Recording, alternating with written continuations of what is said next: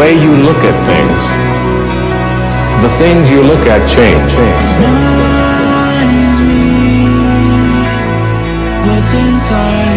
What exists, reality itself, is gorgeous. It is the plenum, the fullness of total joy.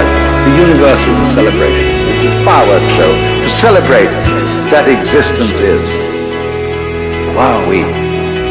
For those of us seeking a life of meaning and purpose, capturing fulfillment in every moment of now, seeking the truths of our reality so we can live this life to its fullest.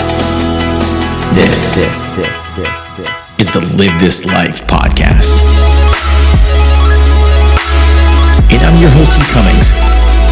I'm here to inspire you to ask yourself the question every day.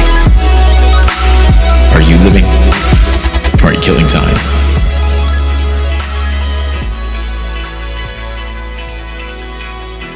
What's going on, everyone? Welcome back, and today's episode is one that I am super excited for.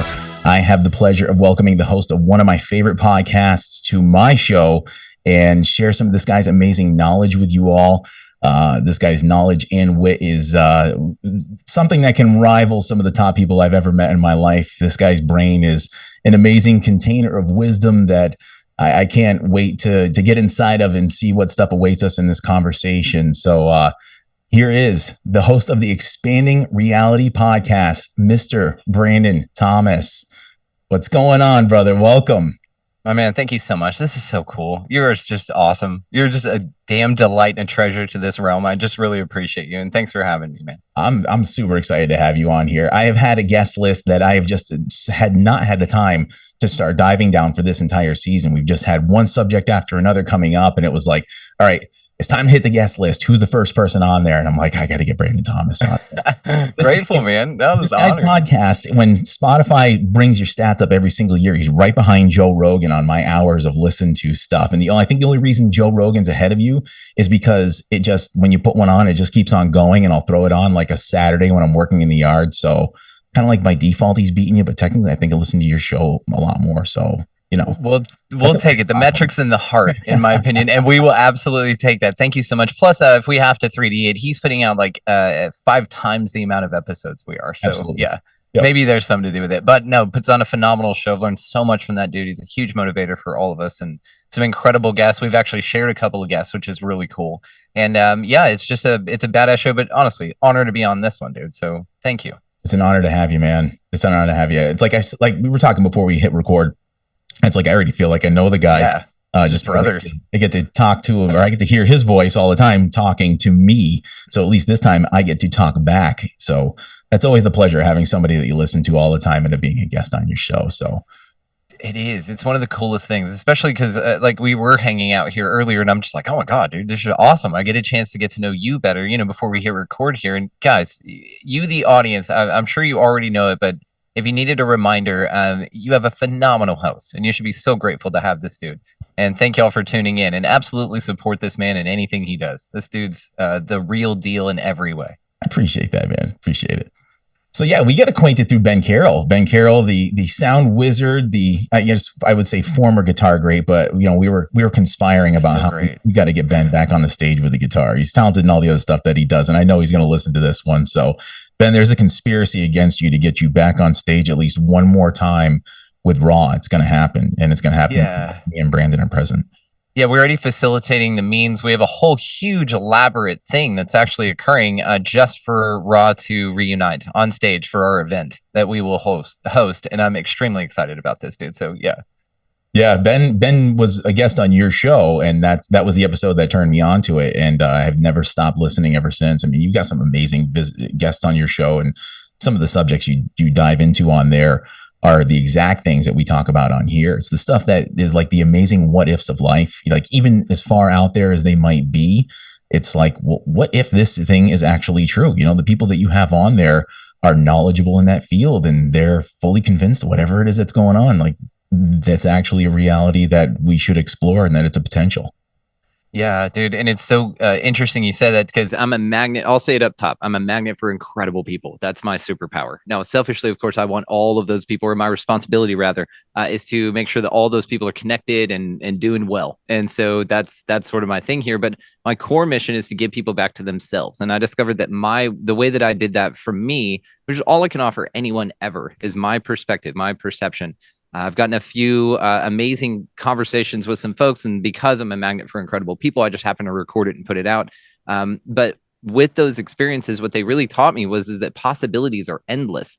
And it's interesting whenever we talk about the matrix or the narrative or anything like that, it's a real black and white either or. Even when we come up through spirituality, I say come up. As we're exploring the concept and embodying spirituality a little bit deeper, we can even find that we can transcend duality a little bit, and even consciously we can look at that there's other options available other than the either or, this philosophical concept of like, well, that or that. That's where subversion occurs. And that is where you give your power over to somebody else. And so for me personally, which is again all I can offer, I was able to track back where I gave my power away, and so I just took it back in line. And it was something that really it's rooted in finding yourself, and at the core of you are all of the answers. It just seems that there's a loud display of options of experience out here, is how I put it, because they're just options of experience, not right or wrong. It's just like, yeah, I could go get stuck in that, not stuck. I could go play in that sandbox for a little bit. I could go spin around that whirlpool for a little while, but I find myself more on this trajectory of this flow of life where I don't get stuck in one thing for too long in particular. Instead, we created this craft, which is expanding reality, that's way bigger than us now. And we just are piloting our ship that way, excuse me, not getting too bogged down into one particular area, which is again why the show is the way it is. It's expanding reality. It's a verb. It's a continuous process. And I've named it such. NLP is, I'm very big into that. The way you speak, right? Abracadabra.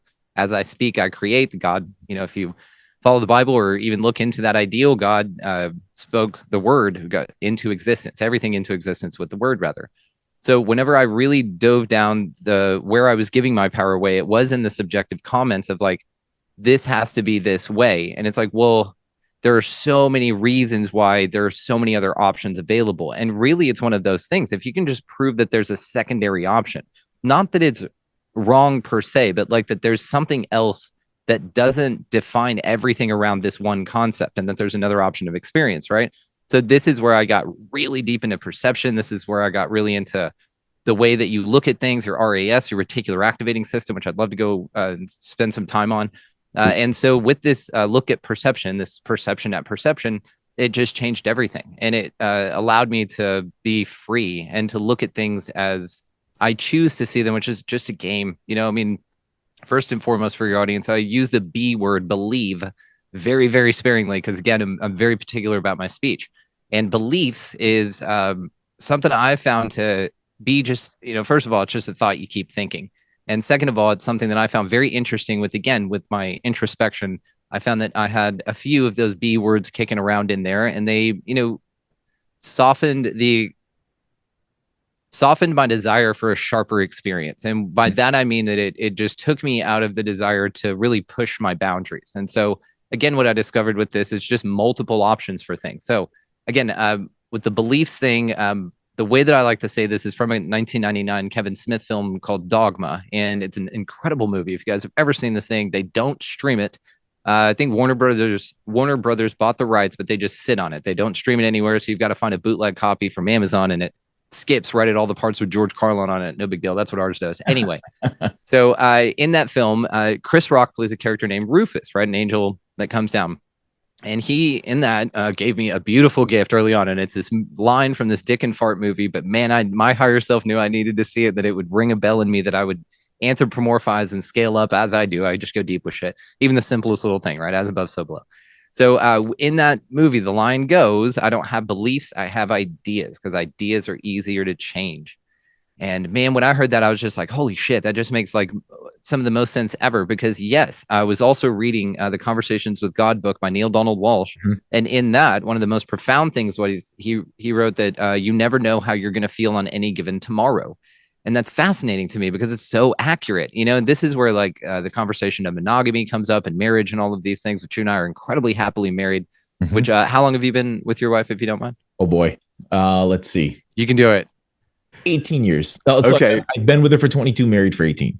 Okay, congratulations. We're 13, be married 9, and we'll be married 9 in 2 months. So yes, that same thing. We're over kind of those 7-year, you know, those humps or whatever. Yeah. And you find this awesome, strong partner in that or whatever. So I'd say, you know, like I said, to the bulk of it again, just comes down to perception and the way you look at things. And like I said, this can splinter off into many different types of conversations. And I again, hope to have them all, dude, and just wherever you'd like to go with it. So maybe that's a good setup if you'd like, but it's all about the way you see shit, all about it.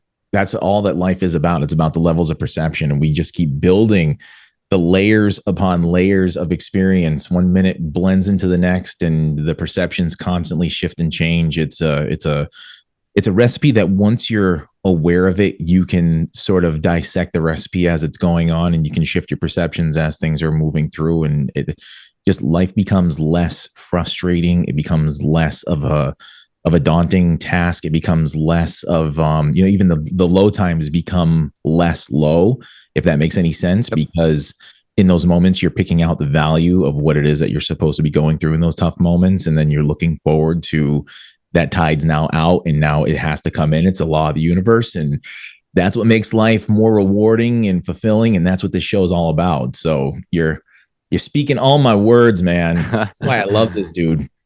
Love you back, brother.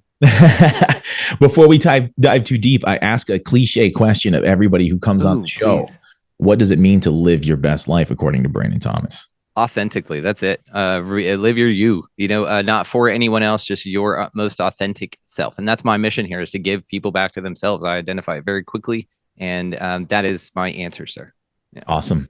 Short, sweet, to the point, and ready. And awesome. Like one of the best things. Authenticity is something that I personally struggle a lot with. You know, I had to keep finding my authenticity. And even now, it's like I still have to feel like, given some of the rules that I have to play in society and stuff like that, I have to keep my authenticity under wraps, because in certain settings, like you and I talked about in the beginning, I have certain expectations of settings like I did in my previous career. So authenticity is like, it's been a journey for me. And I know a lot of people where it is the same thing. And you and I are inspirations to people who haven't yet found it. And it's amazing to see those people blossom when you sort of plant that seed for them. Yeah. And what's beautiful about your approach with this, though, dude, to actually give you a lot more credit than you're giving yourself here, is that you play such a fine line between such a wide variety of options of experience here. So you facilitate, you know, the family man, and you're a rock and a provider for your family, but also you have a community, and then also you have your listening audience. And so these things seem like maybe they're not connected like ancient cultures or whatever, but perhaps we look a little deeper, like we do find now, and then ancient cultures look just like your assets are all facilitated within this, and they're connected in a way. So what you're able to do, dude, is step out of the need to be unapologetically authentic, which is fine. That's kind of where I'm at. I mean, I've got a filter and all that stuff, but rarely. But I'm still respectful and diplomatic. I was raised well, you know, from Texas, so we got good manners. That's right. Anyway, and so you're authentic, but you're not to a point, again, to be unapologetically so, but also to where it doesn't compromise your boundaries not to be so openly unapologetically so. So you have like this awesome, I just see it with you, dude. I feel it when we speak. You have this like balance, this cohesion that's very, I mean, remarkable and should be studied, dude. So like it's very, very interesting. Put me in a museum, right? Yeah. Well, you're doing it now. And this is what's beautiful too about doing a show like this. I mean, I've got, I'm releasing episode 202 this week. That's right. And over the 200. Dude, it's wild, dude. Just keep doing it. Like that's what it is. It's just like anything, like building muscle, anything. It's little things over a long period of time. And so with that, what was I going to say? I don't know. Anyway, what I did earlier. Yeah, brain fart. What's this full moon shit? Just kind of hanging off.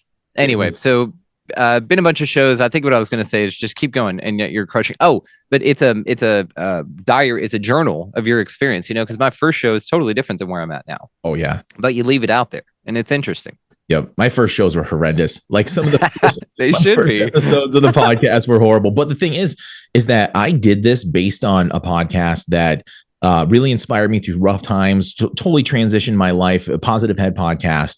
It's really far out there with a lot of stuff. I mean, you think yours is far out there? They dive into some pretty similar stuff, but his podcast completely inspired me. And he was like, yeah, I actually got connected with him as well. And he's like, you should start your own. And I'm like, no way. He's like, why not? I'm like, I don't do that. It terrifies the crap out of me. He's like, that's more of a reason to try it then. Yeah. Then of course I did it. Run towards what scares you, dude. Exactly.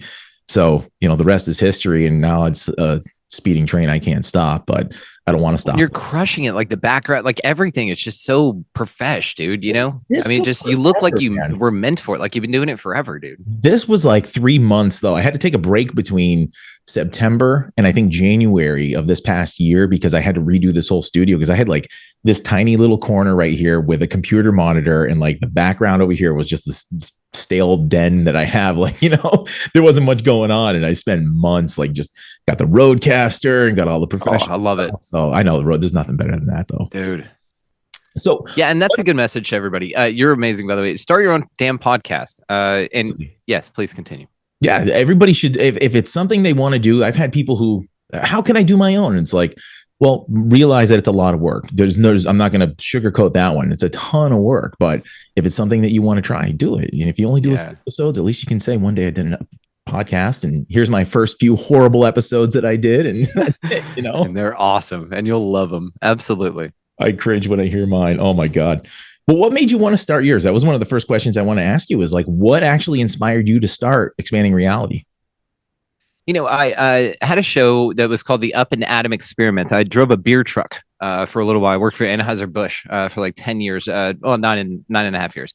And for about four or 5 years of that, I drove a beer truck, and it was fun. It was crazy work. It was insane doing this thing. So I had a buddy of mine whose name was Adam, and we had an airport route that was insane. We drove around at DFW airport, like in between the airplane wings and shit. They don't let us do this anymore, by the way. But we used to have the most hilarious conversations, and he was just so funny. And so we started a podcast, and it was awesome.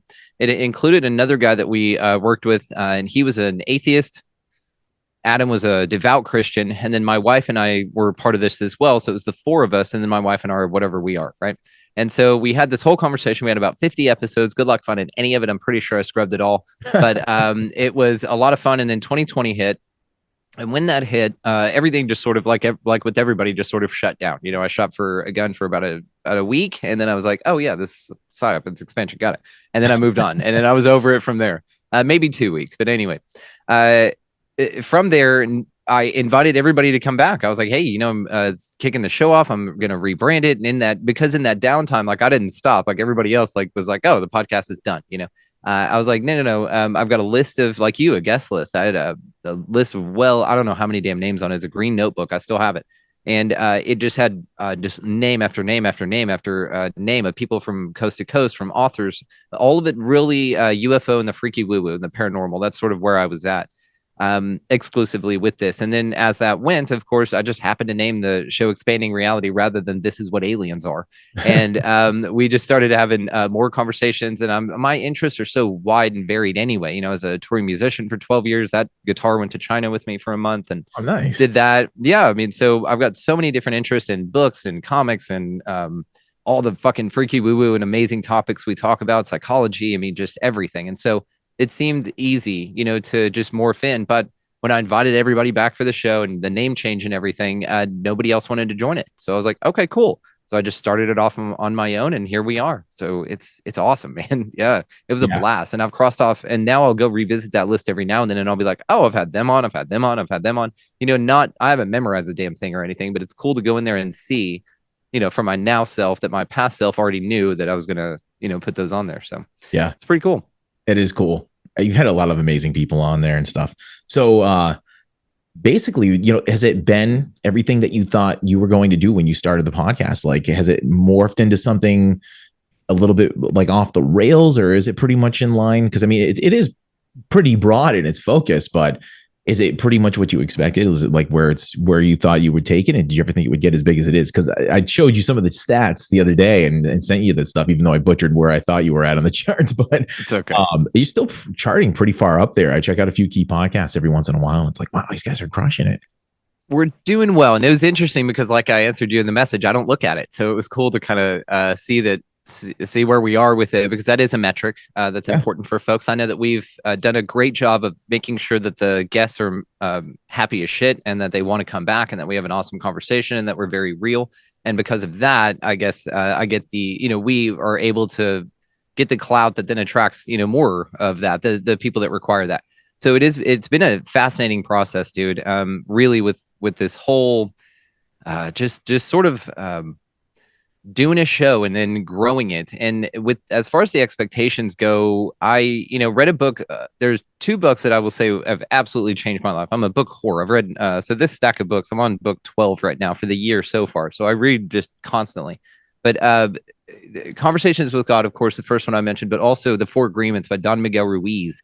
And in that, one of them is don't have expectations. And so with that, I really embodied that. And even early on in this show, as I grew and learned more and more, and as I continued to do so, I was very aware of sort of manifestation practices and, at a rudimentary level of what I was entering in with the show this time. And I've learned just so damn much and applied so much more in between. But as far as the expecting it to go a direction, I expected it to be cool as shit and for people to love it. And honestly, those expectations have been met, as long as you keep them. Yeah. And they continue to, get more exciting, because then what's the cherry on top is the people that write you and they go, oh my God, your show, whatever, changed my life. Or the guy that goes, hey man, I've got this show and I'd love for you to come on as a guest. Like, that's amazing, man. It's just really, really cool to be put in places where the story you have and the things that you've learned, you get an opportunity to share that with folks. So I love that. It's one of the most amazing things for sure. So as far as books have gone, have you checked out this book, Oneness? No, but I'm writing it down. You got to, and I might be able to send you one, so don't get it because it's a good one. But we're currently reading this one on the show, so it's a perfect spot. Instead of me putting an ad break, I can put my plug in right now for everybody who's listening to the show. Go and check out the website. It's onenesswebsite.com is where you can order the books. I plug it almost every episode because the author was gracious enough to give us the rights to the book. So for those regular listeners, just a reminder to get out there and go order that book and read along with the show whenever we're doing those book reads. But yeah, if you check out that book, it's one that I would basically refer to as like my Bible, because basically the Bible fell apart for me in this early stages of spiritual awakening, just learning about the Bible. I'm like, well, if I'm going to went through a really dark time, if I want to find God, how am I going to do it? Well, everybody turns to Christianity, right? So I started looking into it, and then I learned the history of the Bible. If I'm going to learn into it, to dive into this book, I need to learn about its history. And then I learned about how many times it was modified, and the stuff that was pulled out was really potent stuff. And then that book came across my path in the process, and some of the words that were just coming out of that book were just like ripping me. And it's like, wow, some really deep spiritual stuff that this lady got on like a download over 5 years. And it was just like crazy stuff. Like, I'm reading it on the show. So if you're ever interested in listening along, it's something I'm like chapter 3 or 4 right now. And it goes 44 chapters long. So I'll be reading this for a while, but dude, awesome. Cool book. Super cool. I am so interested in this. Yes. Yes to all of this. Yeah. And I love books like that. I've Michael Newton's Journey of Souls was one that I read this year, as well as Many Lives, Many Masters. So those two were here, and those were about, psychiatrists rather, that talk to patients. And in Michael Newton's, he had 23 cases, something like that. And in Many Lives, Many Masters, it was just the one, but it was very interesting, how they put themselves in this state and move on and all of that. So these channeled type of works, which, I mean, again, Conversations with God, his pen started moving and he had a conversation with God. All of those things. It's just really interesting. The Celestine Prophecy, the Seth books, Jane Roberts, and all of those kind of things I find very interesting, because they get in the very pure state. And it's easy for anybody, I suppose, if they want to go, oh, it's all bullshit. Well, in Conversations with God, there was a ton of wisdom that I've lived to this day that have changed my life. Yeah. Concepts like the only reason you're in the room is to heal the room. You're only in the room to heal the room. The only reason you're in the room is to heal the room. That's it. That's the only reason you're in the room. And so things like that, like looking at everyone as me, looking at a oneness in all of us through the eyes of, like, when I see you, I see me. And I've done that since I completed that book. Now, the snake oil salesman, changed my fucking life and has made me into the greatest version of me that I can think of right now. And that's to quote him as well. You always have an opportunity to be a greater version of yourself. And it's those things that I'm able to inspire others with as well. But again, it's a channeled work. I mean, those that want to bark about really about the efficacy of something like that, or the credulity of the author, or anything like that. It's just interesting how they're not meant to get the magic. That's what it feels like. It's just, you're not open for the universe to surprise you. You're not okay with your beliefs being challenged, which is, again, why it's interesting that anyone would anchor to them. And I find it so fun that you and I could sit here and have a conversation about simulated reality, about aliens, and the 50 different incredibly awesome possibilities that, I can come up with off the top of my head that they could be. And all of it could be totally cool and true in my mind. The Earth could be flat and round. Absolutely, in my mind. Absolutely. Why not? Yeah. There's a consensus reality to this element as well, which, again, I've focused on things like the placebo effect, double slit experiment, and your RAS, your reticular activating system. And those three things, scientifically proven things, are concepts. And they're one of the biggest telltale giveaways for that you're probably making all this shit up, and it's probably all coming from you. Isn't that wild? And it's just really, really interesting, dude. Yeah, for people like I've dove into the quantum physics stuff every once in a while in the beginning of the show, and I've kind of gotten away from it, although it got a lot of ratings and stuff like that. But like the double slit experiment is just one that, if people, we're not dive into it too deep now, but if people are ever questioning whether or not we actually create a reality, like that, and the continued discoveries that come out about it, like there's two people that won a Nobel Prize for it in 2022 for their continued experiments that basically proved that it was actually a valid experiment, and that consciousness actually creates the physical reality, the reactions of physical properties of reality, the individual's consciousness. Like, go look that stuff up for yourself, because it's crazy stuff. It takes a lot to comprehend it, but those things are absolutely what fascinated me to want to get on a podcast and start my own, so I could have conversations with people about it. Because there's only so much you can talk to your spouse about it before they go too cross-eyed, and they're like, dude, you need to find a friend group of people that get this shit. Because yes, it was cool to talk about every once in a while, sitting in the hot tub or around the fire, but come on. Can you go back to talking about football every once in a while? Like, I can only yes and you so far, honey. And that's what I say about my beautiful goddess of a wife, Mary. I adore this woman. We have done this life thing many times, if not all of them. And this woman, I call her the kite. I'm the kite. She's the string. And she's down there just like, yeah, there he goes. And I'm up there with my crazy, it could all be bullshit. And she's like, yeah, okay, there he goes. Yep. And she's so sweet and wonderful. I know. And then that's it. I can come in here, hang out with you for an hour and a half, hour and some change, whatever. And then go back out there and just be so excited. She's like, that's awesome, honey. And then we go do stuff on the ranch or something 3D, Yeah. But it's great. But she's very into this stuff as well, which is awesome. I just have the goddess partner, and I know that. Yeah. I ride or die. I'm equally as lucky. I've known her almost my whole life, and she's into this stuff too. She just I have a weird brain, I have the ability to recall a ton of information and hold on to a bunch of stuff, and she's extremely brilliant herself, and there's still only a certain amount though where it's like, can I just turn on the damn TV and just watch Kardashians for a while? Do you have to put on some sort of a documentary where we're having our minds blown again? Yes. So, you call me for that, brother. Okay. You got my cell. Sure. Just call me. We'll have to make a regular like Friday night Zoom thing where we just put on some stupid shit on Amazon Prime. I watched this documentary the other day. I was homesick for a couple days, and there's this documentary series, ET's Among Us, and they dove into have you seen that one?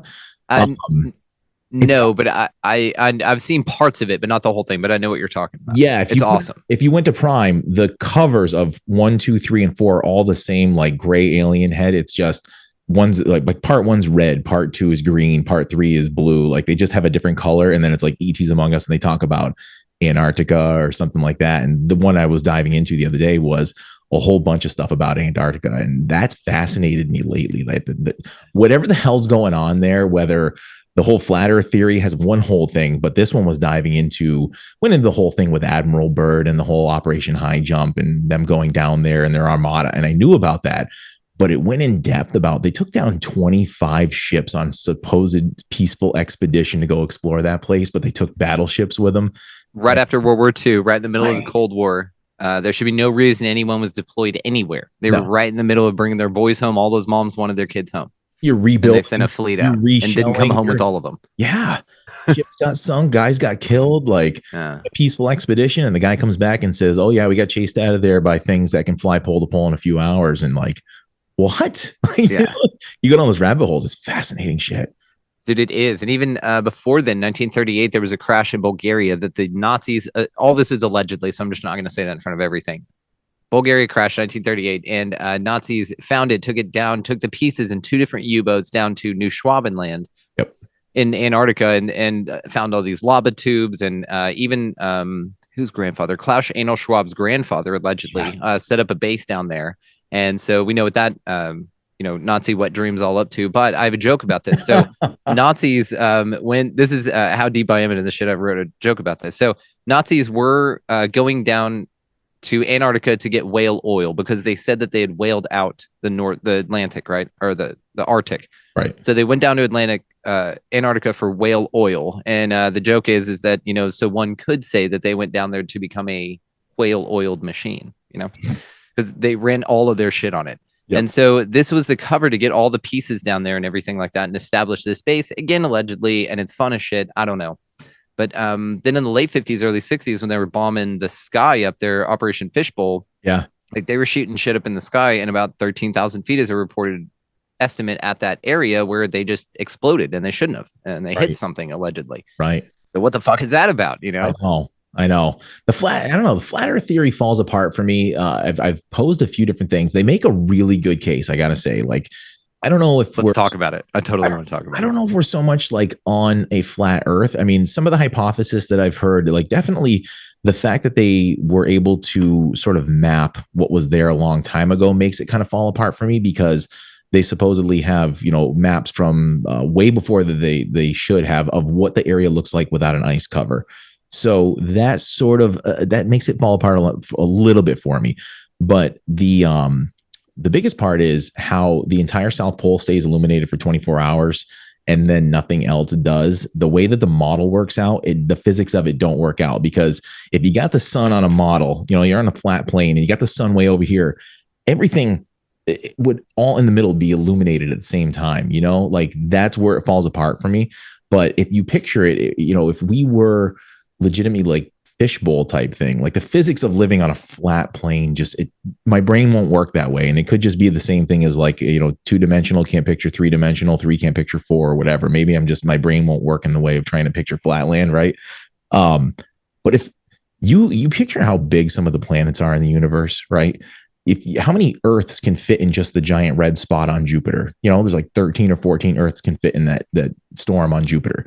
What if we were just like a little bubble on a gigantic planet, and we got some sort of a dome over the top of us to keep us from escaping the zoo until we can learn how to friggin' behave with each other and stop blowing each other up, right? Great questions. All great questions. Can I share my screen? Yeah.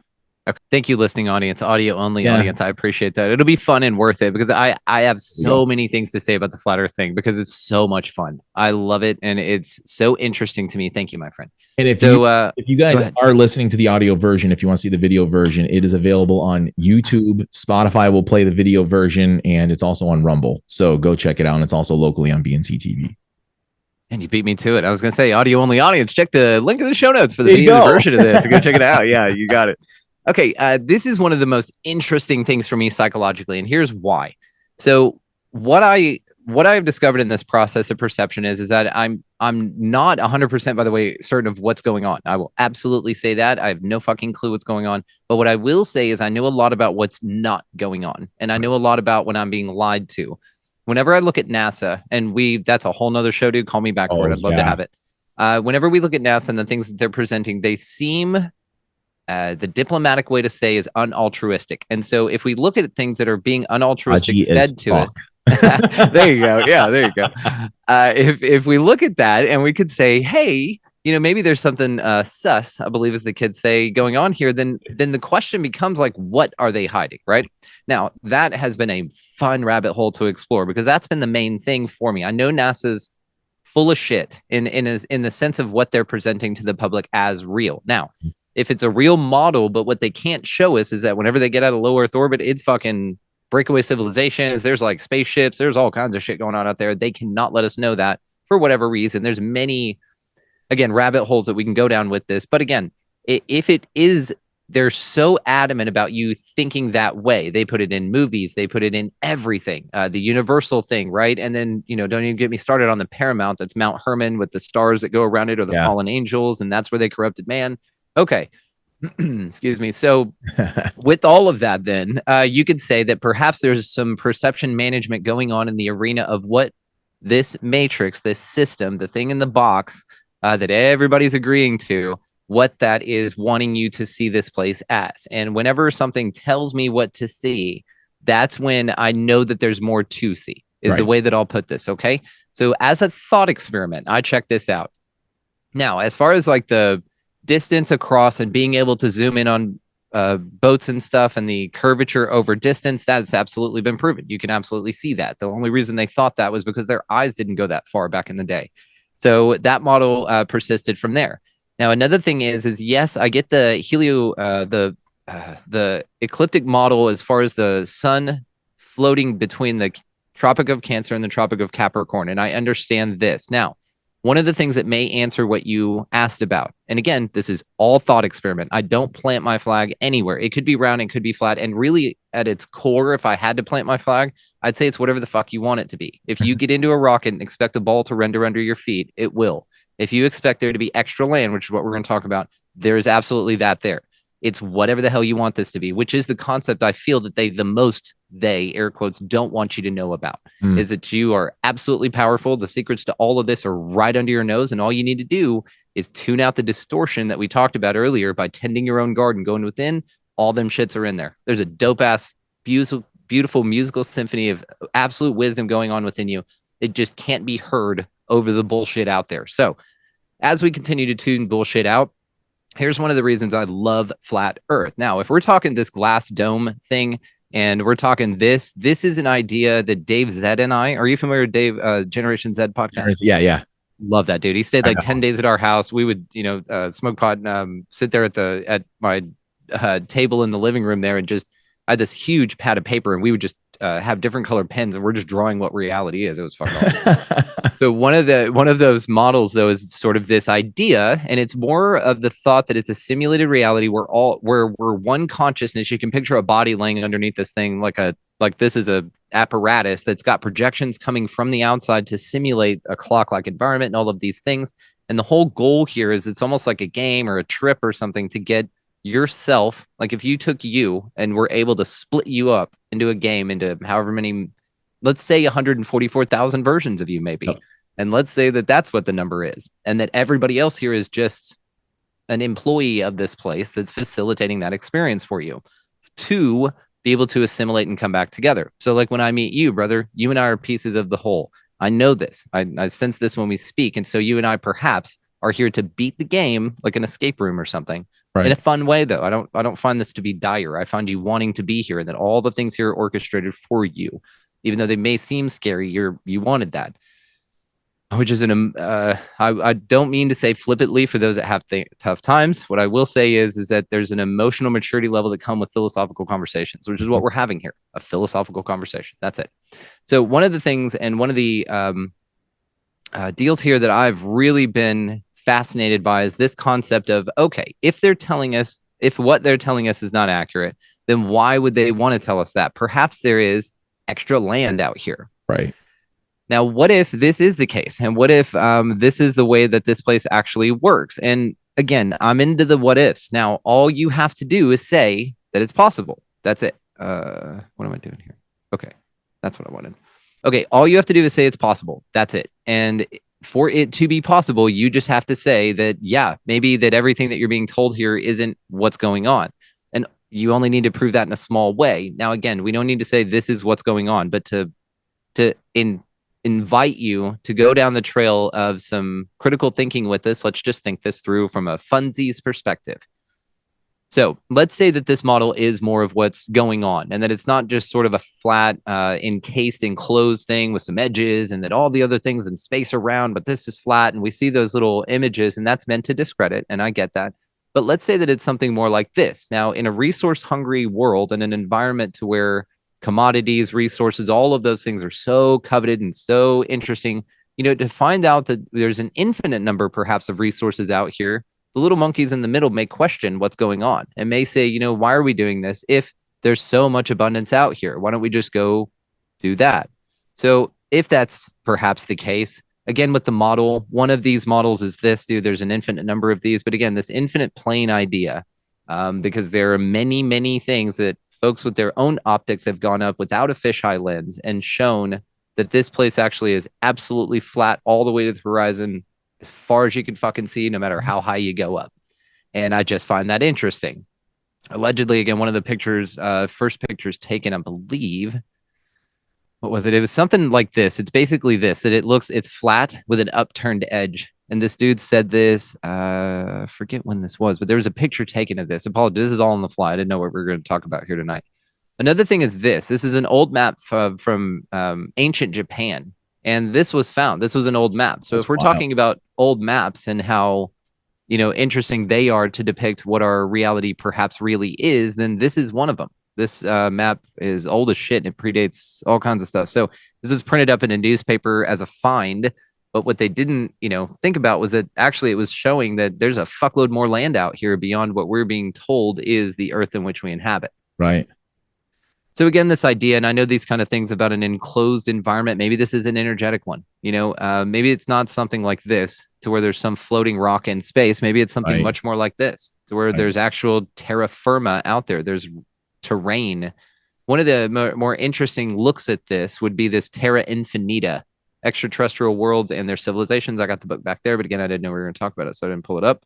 What this proposes is perhaps that this place is more like this, and that maybe all of the aliens and extraterrestrials come from other lands, extraterrestrial, right? Extra land. I've heard that hypothesis as well.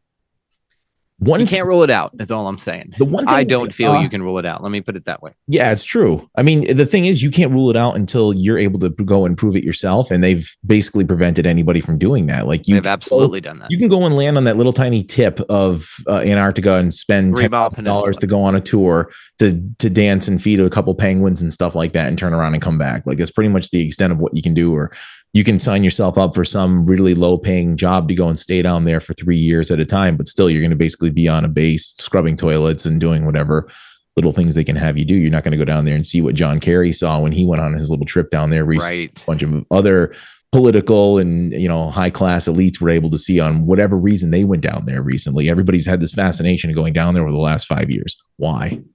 It's the question, right?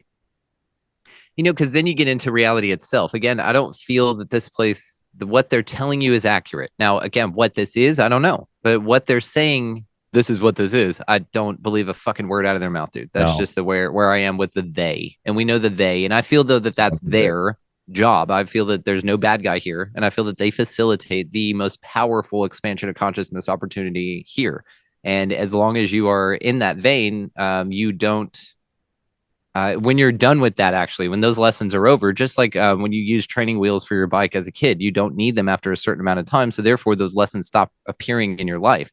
This is true, I believe, and I will drop a B word there because I fucking mean it, that humanity itself as a whole, once this recognized is achieved, that none of the bullshit will be here. It's a bullies and victims thing. Bullies only exist because victims exist. And again, there's emotional maturity that comes along with having this conversation, but I truly believe that. I believe that there's a vacuum, and as long as that vacuum is there, then it'll be filled. And so therefore, one would say that all we need to do is remove victimhood and bullies would go away. And I truly do believe that. So if we remove ignorance by asking questions and we're able to expand our ability to cognitively think differently, then that is a powerful tool of expansion.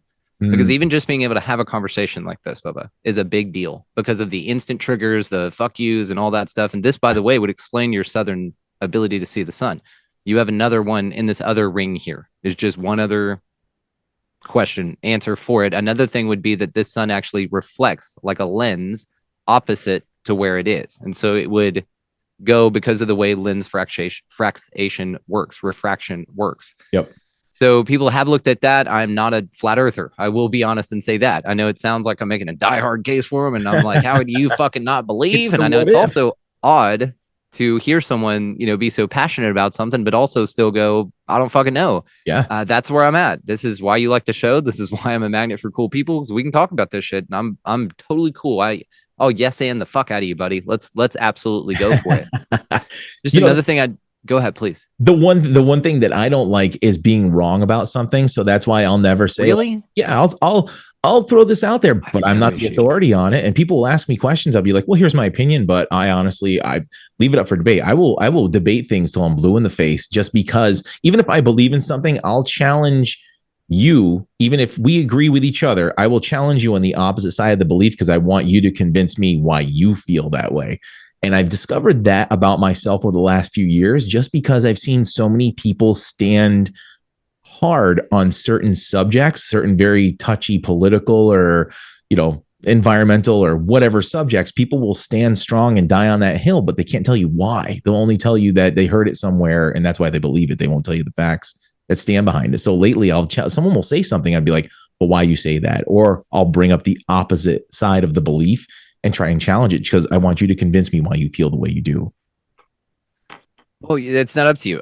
You can, because feelings you can't convey. You can articulate, but you can't convince or convey. So right. That's just an embodiment challenge on their part to be able to interface with their empathy, to see that not everything they're capable of feeling is what's available as an option of experience. That's just how I feel about it.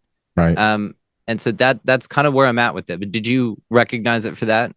Do you see it that way, or do you see it in a way that you've alchemized into something positive?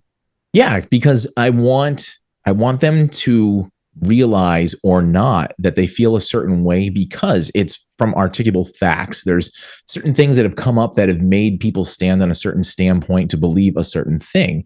But so many people will get dogmatic in their beliefs just because they saw it on a favorite news channel or heard somebody regurgitate it. They'll just regurgitate those facts rather than digging deeper into them. So it's either you're going to convince me because you learned something in a very factual and articulate way, you've dug into it, and now you can present some sort of an opinion based on a vast amount of information that you've thoroughly digested, or you're going to realize that you're standing strong on some hill because it's a pile of bullshit and you have no other reason why you're standing on that hill other than the fact that it's the most steaming pile that you were able to stand on for the moment to virtue signal, Dude, that is famously true and famously accurate, and I love the shit out of that. Just your insight's awesome, man. I really dig it. It's something that, again, when we look into just perception, I mean, just the fact that so many things can be absolutely, and again, this is called dichotomy. I learned it in Neil Donald Walsh's book, Conversations with God. Had him on the show, episode 25, by the way. Which Did you really? A massive thing. Oh, yeah. No way. Yeah, early on in the show. Yeah, before you started listening, dude. So, yeah. I'm kidding. Okay. We almost read that book instead of Oneness, but they're in the process of redoing their website. So it may come down the line. I hope it does someday. But we were this close, but they're redoing a whole lot of their media outreach and stuff like that. So we almost got that book. Dude, his book, I've got it right there. Yeah, it is. And so that's the thing I was going to say is I'll connect you with Donna, his publicist, offline. And when you do that, let me know and you have him on to interview, dude. Oh, that would be amazing if you could. Fucking A, dude. Oh, he's a saint. Oh, my God. He's everything awesome. That you want and more. He's a sweetheart. Off camera, everything, dude. So if anybody out there's like, what's Neil Donald Walsh like? A doll. You can delight. And brilliant. Yeah. Oh, absolutely. And just sweet. You see it. Anyway, okay. Let me show you a couple more things here. And thanks again for this, dude. I'm having a blast, man. You doing well? Oh, yeah. Cool. This is what really comes to mind whenever I think of perception and what it means to be for dichotomy to exist, which is simply the definition of dichotomy is two contradictory points existing in the same place at the same time, exactly. Which is a paradox is what that's called. So these paradoxes exist everywhere all the fucking time. But the system here, the box, the same one yelling at you that this is a ball that you're spinning on and not ever to fucking question it because you're a fool if you do, then they're the ones that tell you that there's only one option and that's it. And that if there's another option that you're choosing out of that one option that's been presented as fact or true or real or you should be choosing, then you're wrong. Now, that's an interesting thing. That sets society up in a very interesting way, because then you look at things where this person is absolutely convinced that they are seeing a 9 there, and I would agree with them. Yeah. This person is absolutely convinced they're seeing a 6 there, and I would agree with them. So why this? Why the yell? Why the argument? And in between this, I would say that there is an intermediary force, and it is a force that is encouraging everyone to see this as what real reality is, as that there is multiple points that can exist in the same place at the same damn time. And that is the job of the ones that make it so just so asserted the other way. They're like, no, this is fucking it. And if you believe the other way, you're racist. That's just the way I feel about it. Yeah. So this is another interesting perspective on this. And then I just kind of want to say this about this. There have been amazing ancient texts and recordings. We know the flood, tablets of Gilgamesh. We know many ancient flood myths, not only in the Mediterranean, by the way. I know a lot of people say, oh, that was only global flood myths. This also Younger Dryas, Graham Hancock's work. These guys are looking into this 12,500 years ago, 11,500, whatever.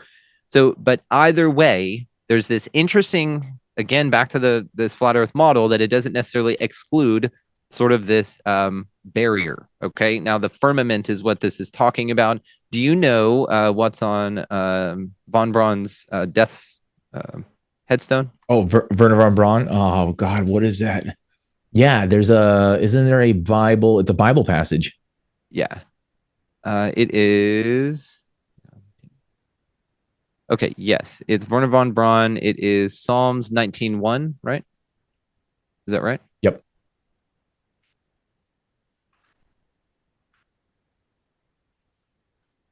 Okay. Oh, I spelled that great, didn't I? Okay.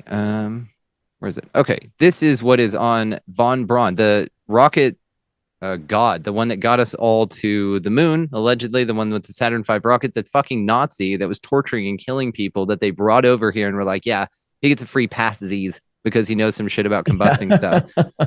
The heavens declare the glory of God. The skies proclaim the work of his hands. Day after day, they pour forth speech. Night after night, they reveal their knowledge. So the fact that sky rotates and constantly keeps on a cycle is the way that this works. Now, another way to the heavens declare the glory of God, the skies proclaim the work of his hands, is another way to interpret that is the firmament right here. This is another interpretation of it. Yep. The heavens declare the glory of God, and the firmament shows his handiwork. Why the fuck does a Nazi scientist have that on his headstone? Like, what is that about? It makes zero sense. Okay. Yeah. So now that we have the Nazi guy that allegedly got us to space talking about a firmament, perhaps these old ideas of Sheol and these columns of earth, and that when you get within, there's water below and the waters above. Something to that. This is what NASA wants you to think a star looks like. Whenever you look at stars, if you take a picture of it, maybe with a glint, I'm still not convinced this is anything, to be honest with you, other than CGI. But when you really look at stars, what they look like is this. Yeah, I've seen these. When you zoom in on them, they have these like strange underwater effects. Like, for those who can't see the video version of it, when you actually zoom in on a star with even some of the most sophisticated I'd say consumer telescopes that you can get, like some really expensive stuff that's outside of like what universities and, NASA has or whatever.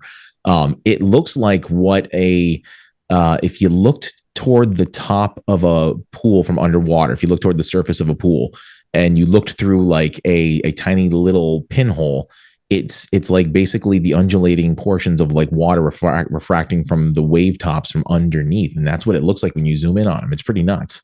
Bang on description, dude. That was incredible.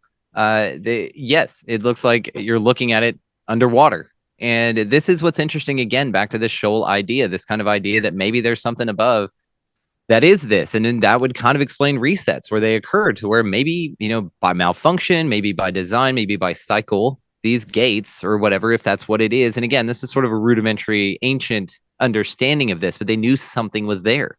These motherfuckers got to the edge and bumped up against something. Because you think if pole flips do occur, then they would have access to lands that we don't, that are frozen over, that wouldn't be. So then you can imagine bumping into this damn thing, perhaps in the midst of one of these pole shifts, if you survived it, and then you're able to sort of see it in a drier environment. And maybe this is exactly what's going on. I don't know, dude. Again, I think it's interesting. And again, these even the moon has done some interesting stuff, dude. Yeah. Okay, one more. I don't know if there's a floodgate, but I guarantee it's something like a toilet bowl flusher, and we're kind of at the point where somebody needs to jiggle the handle a little bit again. it's doing it. We're doing it by this conversation right here. This is how we do it. Crow 777. Are you familiar with him? No. Oh my God, you would love Crow, dude. He's amazing. Completely off social media, but come on.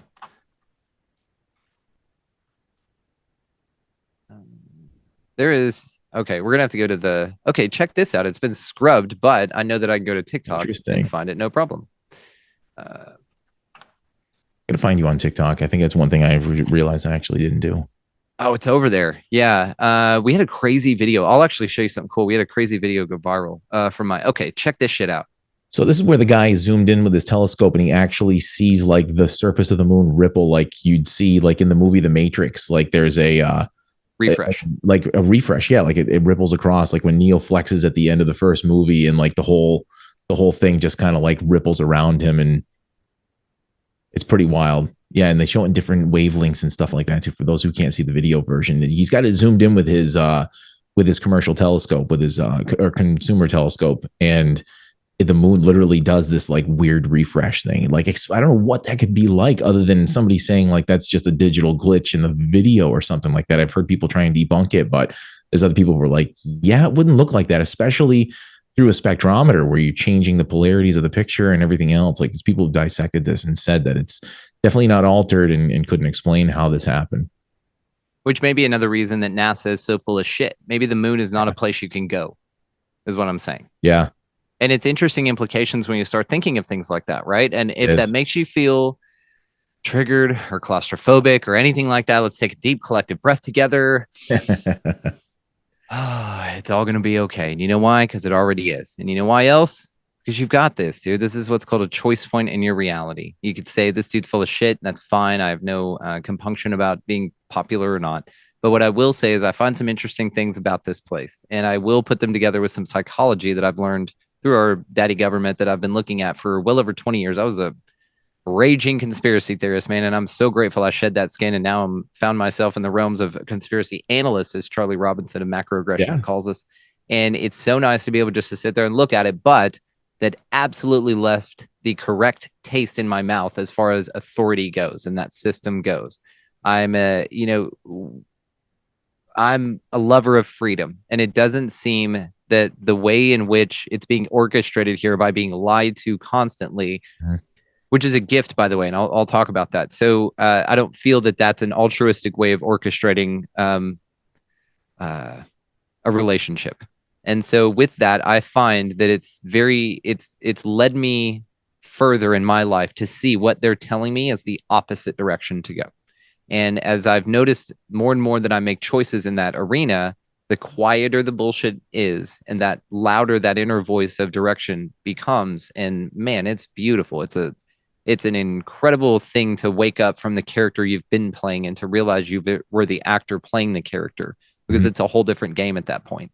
And it's very interesting. But again, why the cherry on top with this, and what I find to be so beautiful about this whole damn thing is that, man, if they have to lie like this, if they have to pull things over and be so elaborate with this, it's very obvious in my mind what's going on. And especially the green screening with NASA, again, what's going on to deceive us.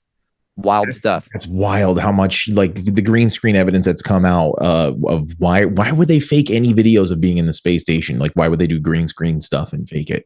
Why? Chinese space station left a full glass of water on a live broadcast, sitting right there, open, no lid, no nothing, just a glass they carried in, set right there, and it's right there the whole damn time that they're floating in space. You can see them get caught on cables constantly. You can see dropping stuff, dropping shit all the time, falling when their cables break or doing a backflip or something. Yeah, it's then the question, why the spectacle? Why fake it? But not even why fake it shittily. Like, have you seen the Falcon 9 rocket with the mouse running across the thing? Okay.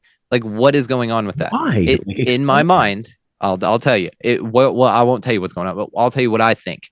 What I feel about it is it's meant to be that obvious so that you go, fuck this. Like, it's meant to be that obvious. You could see the politicians now standing there with the obvious line from the mask. The dudes don't even look the same. Speech to speech to speech. They're different fucking people. It's meant to be that obvious. If anybody looked at the White House whenever, what's his name, the current puppet was inaugurated or whatever, he's in the White House giving speeches, the backgrounds, the wallpaper, the outside, everything is completely different and it's a set. But they're telling you that they're in the White House. So what is, instead of like, and again, where I'm at with this, dude, is not being pissed that it's being done. I'm not like, oh God, they're lying. Can you believe? And then getting in a commiserating echo chamber of can you believes. I'm a solutions-based individual, dude. This is where I'm at with this. I've transcended the what the fuck and been like, okay, yeah, that's yes, but it's over there. Like I'm not playing in that. We're not doing that. We're over here now and we're moving forward. There's a great mantra. I choose the happiness of this moment over the pain of the past any damn time. And with that, you move on and you just move on. And it is that simple. If you're sitting there going, it can't be that simple. It's that fucking simple. It is. It's just one of these things to where really the biggest thing, and if you want sort of a woo-woo way that I absolutely enjoy looking at this place, is it's just like it's a loosh farm. Now I know that the word farm is kind of like but man, I've been looking a lot into parasites in your body, comets coming through. Some of these conversations I've been having, comets coming through with ancient water that's never been introduced to this planet with ancient DNA on it, because water holds the memory of everything. Yeah. One drop of water on this planet holds the memory of the entire history of this place, allegedly.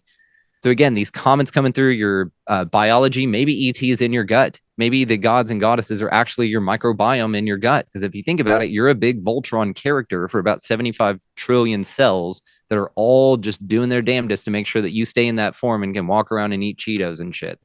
So it's just fascinating to me when you really break down what's going on in you. And then on a cellular level as well, these just different entities, these different colonies of things that all communicate in fascinating ways between you. And it's all the system within you. Like if you were to zoom in, you think it's some foreign alien planet or something like that. When you look at the chemical signatures and again, what your RAS is capable of and all these bundles of neurons and how your neurons rewrite themselves based on patterns and repetition. And so nothing's off the charts as far as even freaky woo-woo. You don't have to go there with it. But if we are to stick with the freaky woo-woo because it's fun, then let's say that all those things that get you riled up, get you excited, get you constantly talking about the problems that are here rather than being a vibrational match for the opportunities and seeing that instead, those are the things that perhaps are the parasites. They're the ones feeding off of your low disposition and your not give a shit and your abuse to your spouse, or you're like rather sit and yell at a TV for hours instead of take your kid fishing or to a waterfall or something, right?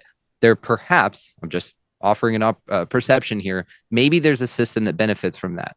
And if you want to even entertain it a little further, perhaps let's say like what does unplugging from that system for 20 days look like? 21 days, let's say, just for shits and gigs. Let's say 23 days. In 2023, you unplug from news. And then you'll perhaps, I can already hear, well, how am I going to know what's going on? Hopefully you fucking won't. There's a wonderful... You don't if you watch the news. There's a wonderful Mark Twain quote. Now his was a little more period specific rather, but it was that those who read the newspaper are misinformed and those who don't read the newspaper are uninformed. Well, to that, what I'm hearing here is that I'm not being lied to constantly, and that I'm able to make my own decisions, and I'm able to see the things that are going on, unplug from them and unsubscribe from them, as it were, withdraw my energy, and then invest it in the things that I truly wish to, which is my future, what my wife and I are doing, tending my garden. If you get caught up in a spiral with something, I've got a great tip for you. Go clean out your closet. Go clean out your garage. Go clean out that drawer in your kitchen with the scissors and the batteries and all that kind of shit and get it organized. Like, there are so many things to tend your own garden. And when you start doing even the smallest, simplest little fucking thing like cleaning out a closet, it is the silliest pattern interruption to the program ever, because the program wants you to hoard, fill that closet up. No. What are you doing? You're taking time to do inventory on things you perhaps are going to free yourself from. But I'd rather you just consume and keep those things and be sitting on the TV rather than going through these things, right? So you can already hear the program get upset that it's not getting your energy. Now, it'll go through this resistance period in my experience, and then it's gone. And it is absolute vapor. Now, there's a great parable, I'm sure you've heard it, of a son and a grandson and a grandfather sitting there, and two wolves are there, and they're watching these two wolves. One is named love, one is named fear. The grandson asks the grandfather, which one grows? And the grandfather, of course, says, whichever one you feed. So if you're not feeding the fear, it's not growing. The only reason it's out there and attempting to scare the shit out of you, which you can't prove any of that shit that's going on TV is happening at all. That's going to be the biggest eye opener for you, is when you realize the tech they have, how long they've been faking it. Look up crisis actors. Oh, yeah. And it's going to hit you in the gut when you see how much you've emotionally invested into things that never fucking happened. Yep. Think about just the alien stuff that's going on now. I mean, we just in the last couple of days, this guy, David Grush, has come out and as another whistleblower, and he's come out and talked about, like, again, the crashed crafts that are not of human origin and stuff like that. And it's like, so many of us who've already dove into this stuff. I mean, I've known since like the 90s that the things were out there. Like they're talking about the alien autopsy video again, and that the guy who said that he faked it, how much he actually got threatened by the CIA to basically say, hey, you need to say that you faked this whole video. But people who are researchers now who have actually dug back into that whole thing, you know what I'm talking about, the black and white alien autopsy with the burnt leg and stuff. Dissecting that video, not the alien, but the actual dissecting of the video. And there's too much stuff on there that there was no way they were capable of faking a video like that back then. They were like, no, it's more likely than not that that was actually something that was real. And it's like, how many people were killed? How many people were ridiculed? Their lives either taken or ruined because of something that right now the powers that be, quote unquote, they're pushing an agenda to expose that it's actually going on. And it's like, why all of a sudden? But it's like, how can anybody stand on any standpoint anymore, especially from a mainstream media who ridiculed and made fun of people? Like, I'm not just talking news outlets like CNN and Fox. I'm talking across the board. How many people were ridiculed for even talking about aliens? I mean, you could do it right now. People who might tune into this show, who might be flipping through the channels and see me on TV for a minute and stop, and they're like, oh, the guy's talking about freaking aliens again. Jesus Christ. You know, it's awesome. Like, could be future humans from time machines. Exactly. You know, they're going to be like, wait a minute, they didn't believe in aliens back then. How stupid were they? But yeah, people still to this day, just like, they still can't accept the fact that we're likely not alone. There's a high likelihood that we're absolutely not. There's not just one other civilization than us. It's almost like virtually impossible that it could be true. So, just how anybody can stand on a certain standpoint that firm and ridicule anybody anymore for anything is just something that I guess I can't comprehend anymore. You know, like, I just can't understand the hatred and the tribalism that's gone out there, just because of how much I can see the manipulation that has happened on so many different levels, that I could never dislike or disagree with somebody so much that I personally don't like them anymore, other than the fact that they're feeding that wolf of fear and trying to get other people to feed that wolf as well. I think that's the only thing that actually makes me want to disengage and actually want to, I guess, do battle with somebody in a debate, or, you know, fight against them in that kind of an energy, is watching them do something that is harmful. I think it's one of the most harmful things that can happen in this world, is creating more division. We're going to alchemize what you just said. There's no fight or battle. I'm going to offer a perception of that you're representing the light, and through that you would do it love and grace, which doesn't need to be triggered by the reading level at which that debate wants to be held at. Let me elaborate on that. The way that I sort of see this place is a ride, it's anything, it's all of those things, but one model I've used to explain it is sort of a school. Now, if we take the American model of school for overseas audience here, we get a kindergarten through 12th grade. Okay. So about 13 years worth of just, here you go, indoctrination, as it were. Now, in that time period, we could then say that when you were a kindergartner, you did not know shit. You didn't know anything, but you were playing with butterflies and you were having a good time. This system sort of has a reading level kind of compass. It would like for you to operate in the lower chakras, if we want to put it there. But let's just say, like, maybe under middle school. They want you to be at an under middle school reading level. They want you to be at an under middle school ability to handle your emotions. They want you to be in an under school middle age ability to raise a family and to be independent, which means that they don't want you to be. There's a lot of dependence wrapped up in there. There's a lot of noise and distraction, a lot of a lot of focus on alcohol and sex and things like that. A lot of just options of experience in that way. And through those first few years, if you want to call them lifetimes, you can do all of this many lifetimes. You can skip around grade levels as you go through this. But if you look at this in sort of a linear fashion in the model that we're just articulating here for a metaphor, then one could say that as we get closer to 12th grade, we realize that there are people in kindergarten, first grade, second grade, and all of them are all here with us, and they're all running around. Some of them, a lot of them in those lower grade levels, let's say, perhaps maybe positions of authority at your workplace, and you recognize that and you can see it, but you perhaps still are playing a game here. And even at that level, then your question becomes is, do you drop down from your 11th grade position, let's say, to the 5th grade position where this guy can barely meet you at from his 3rd grade position and have a civil conversation in an arena? Also think about the audience that's there to hear that 3rd grade conversation, okay? That audience is ready for someone to be wrong and someone to be right. And so walking into that, you know that there's no fight there because the fight's already been eliminated. The only fight there, the only one you're ever competing with is you. I feel that you have 2 people to impress here, your 5-year-old version of you and your 85 version of you, and that's it. Everything else in between is just expression, options of experience, and unhealed versions of you. Again, the only reason you're in the room is to heal the room. You're only in the room to heal the room. So if you take yourself up on that opportunity, then you wouldn't view it as a fight. You would view it as just you being able to stand there and heal the room from your perspective of light. And in that, you know, from that being of light, that you don't need to come down to a 5th grade level. All you need to do is to be there and hold the light, because that 5th grader is going to rant and scream and do what 5th graders do and throw tantrums. And your stoic ass isn't going to respond to that because it's not necessary for you to go there. Now, what's seen in that moment is not a victory for one or a failure for another. It's feedback. I don't believe in failure. I just believe in feedback. So what's occurred there in my mind, again, is that the opportunity for folks to see, to really see what this looks like. You may not even have a perspective of the grade levels, metaphor or whatever, but even in that, you're able to look at things. There's another wonderful quote that I think it was Ben Franklin, but he said, never argue with a crazy person. People watching might not know the difference. Yeah. And what that means is they're not going to be able to identify your 11th grade ass if you're down here yelling at a fifth grader. You've got to get on your knees to yell at them from this spiritual perspective, right? Right. And there's another great quote I've got here: be strong enough to be gentle. Mm-hmm.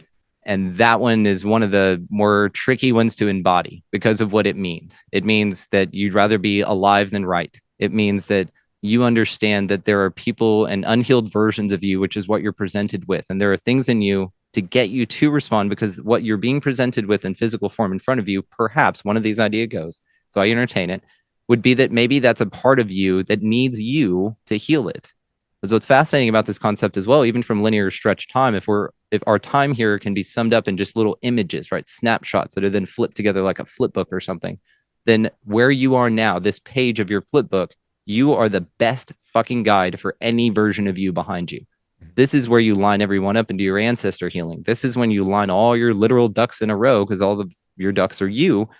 And it's a fascinating thing that when you get that lined up, it's obvious. You don't need to say, here's what I am and here's what I'm doing and all of those things. But plus, again, that observation of people just being able to sit there and witness what an interaction like that would look like, minus the trigger and the salacious sensationalism and all of those types of things. That is what I'm looking forward to behold. That was awesome, man. That was like one of the most well put ways to look at the ways that conflict can actually work out against other people. The whole being strong enough to be gentle is something that I've definitely embodied over the years. There was something to that effect on like the wall of a dojo that I used to go to and got into like martial arts and boxing and stuff like that on. And it was always like a concept that was always embodied in that. It's like you're going to be taught the skill, but you ever use it to do some harm on someone unnecessarily, then you're going to be in trouble. Like, right. That's and I feel that in you. The strong enough to be gentle. I knew that it's taped right here, dude. I have these things taped all over the place, but this is the one that there you go. And it's one of these things to where I can tell you embody it, and I knew that would resonate with you. So yeah. It's something I knew that would drive the metaphor home even more, because you understand that it's not about compromising your boundaries, right? We have boundaries when necessary, but can be flexible when appropriate. And it's not compromising any of your boundaries to have a conversation or to hold space for someone that doesn't understand what's going on. Because really, if you look at this huge thing, yes, we have hopped on the wave of ascension and we are here, and it's not fucking easy, even for us. And we know what's going on. We have a better idea of how to ride the wave. I will put it that way. But there are people here being tossed by the surf, that like my mom and dad, like these people who just don't understand the feelings that they're having that conflict the beliefs, because everyone's being dialed up internally, spiritually. That's what we're seeing. We're seeing the triggers come up from it. It's almost like Gaia slipped everybody acid, and the people waking up in spiritual ascension are the only psychonauts here who have ever done acid and that know what to expect. Right. The other people have no idea what's happening and they're tripping balls. Yeah. And it feels like that. So again, this is where I feel the grace at this time has never been more important. For my warrior folks out there, I am a Texan. I am a landowner. I know how to protect myself. So what I'm talking about here is not a passivity standing in front of a tank. Okay. You'd rather be a warrior in a garden than a gardener in a war. Absolutely. Get your shit together and then take it easy, because there's no fight to be. The fight's right here every goddamn time. But there is a physical preparedness and a mental preparedness that you gain confidence from by going through the process of. That is just being familiar with how to be a sovereign human being. And that achievement alone, that's what gives you the most power here, is realizing that you don't need anyone else. Yeah, the battleground is of the mind right now. I feel like that has been there. It's been going on for so long, but it's been a big one ever since, the last 3 years or so. It's getting obvious. And I remember along the journey, it's one of those things I wish I would have saved because I can't remember where it actually came from. But they talked about how in some of the times where there's going to be like throes of desperation from, darker side, let's say, that the avalanche of knowledge is just going to bury them pretty much. And then in the times that the acceleration just gets so much faster and faster that it's just going to be something that they can't basically overcome anymore. And there are more people just unbelievably waking up, people that I thought I would never actually see it out of. And I have to be, I guess, I'm a little bit proud Papa Bear of the fact that like there were some people who I didn't think would ever actually wake up, who I thought were going to like snicker and look at what I'm doing with this podcast. I mean, you got to remember the world that I came from. A lot of people are like, damn, this dude has gone off the rails. He took way too many hits to the head back in the day. I don't know what he's doing in his retired years from doing not doing law enforcement stuff anymore. But I know a lot of people that I thought were going to be the most judgmental are now into the stuff that I'm into. And then on the flip side, I'm starting to hear about things that they're doing like Reiki and stuff. I'm like, wait a minute, you're doing Reiki? Are you for real? Like, yep.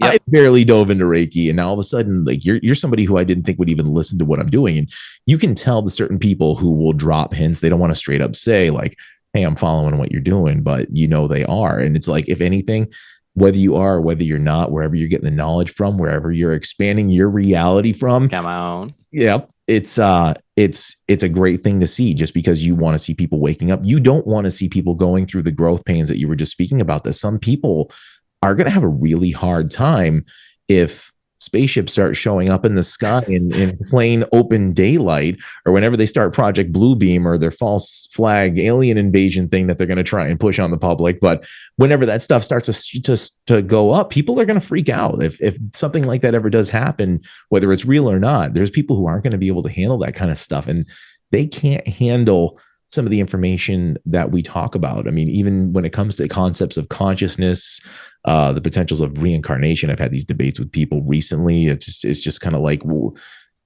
if you can't potentially accept the potential of those things even being out there, then what other things in life can you really not accept? People's beliefs and everything else.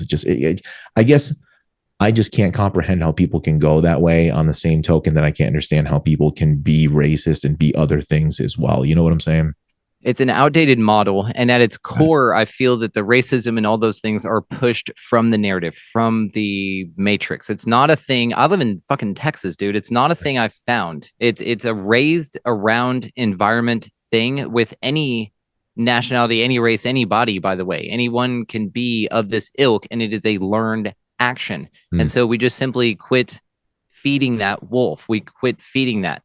And that is one of the biggest ones of fear. It's easy to spot anything that says you should this because of that. Look at the narrative and how they're pushing all of it. Now, there are so many rabbit holes we can go down with this, but if you just look at it on the surface level and remove the emotion from it, which is one of the things that was challenging before, but what I find people are being able to stomach more, because again, there's something happening with all of us.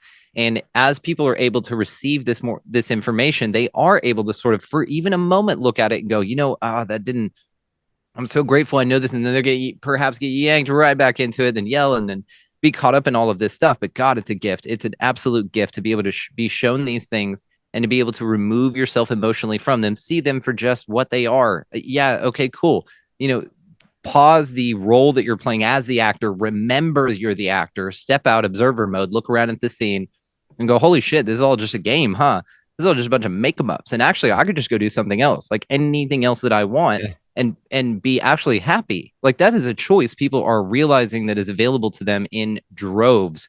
One thing I do want to point out here as well, and I'm just going to share screen again. I'm sharing the shit out of this screen, audio, so y'all go check it out. Imagine that abstract idea that you just said, though, that people actually have the choice to be happy. Can you imagine that, people? You have the choice to be happy or not. Can you imagine that? Oh, we're going to get to RAS. I've still got it written down. I know I don't want this one to run too long. You and I have a million conversations to have, but let me, I'm going to do the cymatics for just a minute. So cymatics is fascinating. This is the pattern to where basically what's occurring here is that granules of salt or particula, silica, something like that, are sprinkled over a metal plate that is affixed to a speaker underneath that produces a single tone. So you have like an F, a middle F, something like that. They measure it rather in hertz and those type of frequency specific things. And what's revealed on that when that single tone is uttered is this pattern. You know, you get these granules. All you do is sprinkle a bunch of salt and shit over a plate. And as you can see here for the video audience, it is emitting different patterns that are reflective of the tone that you're playing. Now, what I feel occurred is in 2020, there's just another metaphor I use. 2020, we had a specific pattern. Let's say Gaia, the Earth, was resonating at a specific frequency. And then all this suddenly something, the sun changed, which I'm going to get back to, as well as the vibe change. Everyone just sort of, not everyone, things just changed and we could feel it. Now, what I've compared this to is us changing tones on that speaker, sticking with the metaphor, that perhaps what happened is the beautiful pattern that we had that was all awesome and beautiful was great, but it changed. Something changed. Gaia, maybe it's a cycle thing, maybe it's an evolutionary thing, who knows, but something changed. And we are on our way to a new pattern. Now, zoomed in here on the video, you can see granules as they go from one pattern to another to display another. All of those are just independent, individuated pieces of sand. One could say souls on a planet. One could say entities in a realm. And as that realm vibrates, it has an effect on the entities here, just as our temperature, our weather, the Schumann resonance, which is what the Earth actually vibrates at. All of those things have an effect on your biological body that is tuned to this realm. With that, it feels that whenever that happens, those granules, as they're just going in formation to naturally go towards their new pattern, because that's all this is a shift, they bump into one another. And it does look chaotic because the beauty of something ordered and structured is removed for chaos. But then once all of that chaos is over, just like a marching band going in between each other, a new pattern emerges, and it's more beautiful and higher in frequency than the last. But as you can see, for some granules, they go in a pretty ordered way. For some, it's pretty chaotic and they bounce all around, and some fall off the goddamn plate. This is just another sort of example and metaphor about what I feel we're experiencing right now and why you can have some grace with this. We're just bumping up against each other here as we're reassessing and reassimilating into our higher, greater, grander version of who we all are as entities, as a collective, as those, not as individuated pieces, but as that group of sand, as that gathering, as that cluster. And that I find absolutely fascinating. One of the things to this that perhaps could be in this as well would be that the sun has changed or is changing or something. It definitely feels like the sun is different. Do you feel this? Did you? Absolutely.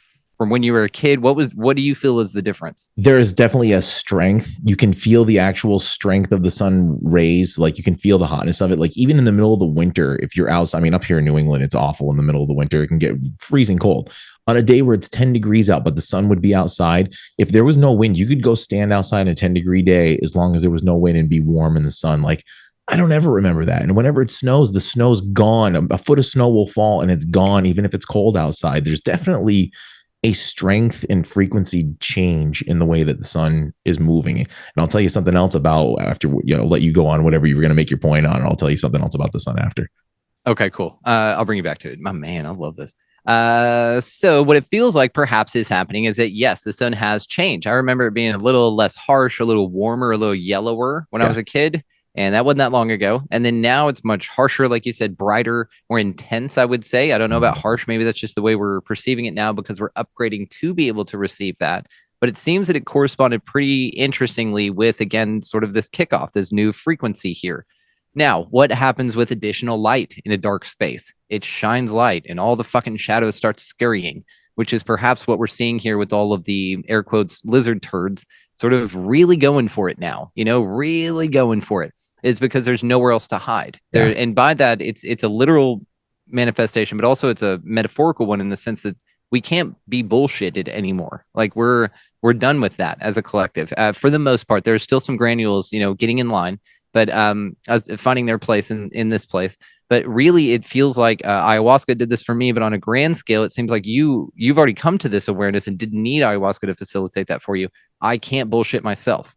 And so within that, I'm unable then to participate in bullshit and nonsense. And it's in a sweet way. I've got tact more than anyone you ever meet. Winston Churchill had a wonderful quote about tact. Tact is the ability to tell someone to go to hell in such a way to where they look forward to the journey. And to that, you can say, knows a complete sentence. All of those things, I have no problem. I have a big do no harm, but take no shit policy. My wife even has have a shirt that reads it. One of the things I wanted to talk about in this as well would be, and this is, I'm going to touch on it, but it's a whole nother thing that you and I can get into on the next one. But with walk-ins. So this concept of that, perhaps, again, maybe all of the bodies here, some of them may be on sort of like an autopilot, like a Mr. Smith thing within the Matrix. And again, we're going to step into emotional maturity level here and go philosophical with this. It's just a funsies what if. So let's say, what if maybe all the people here aren't real? And if you were to look around at this place and say, well, what metric would I use to determine that? Perhaps you could ask yourself, have you ever seen your neighbor bring their groceries in? And if the answer to that question is no, then you might wonder why that is. And now you may say, oh, no, I've got this one guy who lives across the street. We talk all the time. I've seen him. I helped him carry his groceries in. But that is a main character in your story that is very different. And you will look around and see this as well. So one of the interesting things to this is one of the ideas I entertain here as a possibility would be that maybe, again, these bodies running around, these vessels are just that. They're vessels. I have had walk-in experiences with my higher self. I had one this morning. I'm a different person than I was when I went to bed last night. Mm-hmm. I'm a higher version of myself, a grander physical version of myself. But you tune your body, your frequency, your vehicle to be able to be a host for the greatest version of yourself. And that's honestly what I feel all this is about. If you're in a real low state, you're going to call in that lowest state of you that can barely do anything and that's operating out of that subconscious 100% of the time. That's automated. Let's just get through this shit. But it's when you dig deeper and really figure that out that you find that actually you can take the wheel of this and that you don't have to put it on autopilot, which is what operating from that subconscious is. Now, if we say that perhaps we've been operating in 100 years or so at a lower capacity of what self could be represented in physical form here in the form of occupying bodies, then one could say that that would be the result that we see with an imbalance, right? Mm-hmm. But let's say perhaps that maybe what is occurring, that when the sun kicked on, 2020, Pluto return, all these wonderful things, what may be happening is these physical avatars are being now inhabited at breakneck speed with actual entities who are here to help and wake up and move forward and hold light. So it feels that there's been a shift of light, the percentage of light. Like you, I speak to a lot of folks who are just waking up or going through this process, and some of them have confessingly said, I do not remember 2 years from 2 years ago on my entire life. I have no fucking memory of it. And 2 years ago is when they had some crazy experience that then they had a spiritual awakening that now they're a participatory member of this environment and of their life. It's beforehand when you're running on autopilot. There's no one behind the wheel really. And we see this with NPCs, as they're called lovingly, perhaps in your environment all the time. Now, again, maybe that those bodies were walking around as placeholders for the time of Aquarius, this age of ascension, whatever. And now the physical vessels are here, tuned and ready, charged up by the sun to be vessels for these higher beings who are now here to walk the earth and to be of service. Maybe. Just a fun thing I entertain. But then again, this would be sort of the idea of your folks that you didn't expect that would like the information you're presenting or what you talk about or what you embody now. It was a surprise to you based on your old paradigm of them. But maybe did they change their mind, or were they a vessel to where they got in the right opportunity to where a higher version of them walked in with some awareness that then was able to shine some light on things, right? Maybe. I don't know. it's an amazing standpoint. I've never actually viewed it from that perspective. And that's an interesting thing that I'm now going to ponder, because, you come across certain people and you look them in the eye sometimes and you can tell something's just not right. They're just not there. You can't have conversations anywhere near remotely as complicated as what we're talking about here. It's what show was on, what was on the news, what game was played, and stuff like that. No judgment toward those people, but none. There's just certain levels of conversation that you just can and cannot have with different people. And it's what I've seen the shift of, though, is it's those people who are, again, having those conversations all of a sudden, and it's like they're listening to things that you would never expect them to. So that's a great way that I'm going to now have to view them, and that's a whole shift in perspective for me.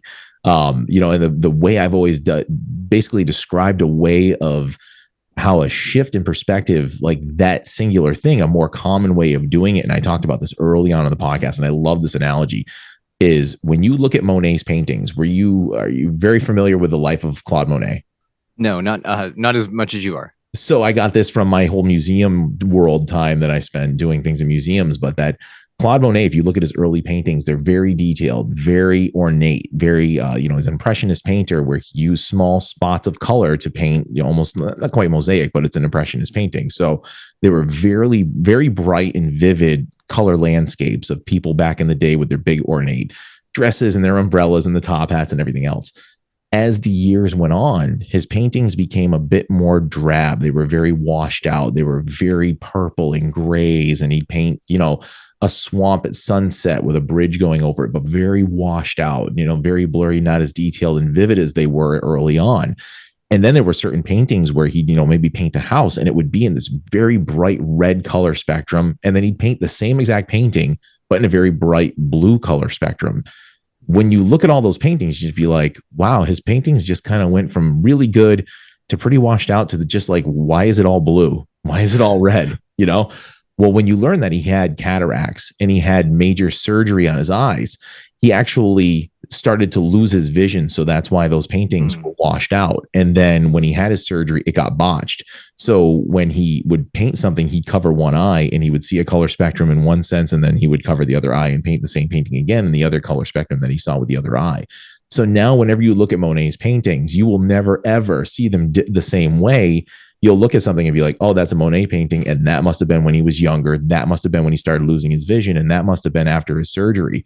So your perception will never be the same when you look at Monet's paintings. And now whenever I look at these people who I would be like, I would always look at them if they couldn't hang in conversation, that they were just, I don't know, I guess lesser evolved. And not in a sense where that seems really derogatory. I would look at it in a sense that I feel like everybody comes here, they come to Earth School, they have to keep on learning. And some of us have already done this a bunch of times.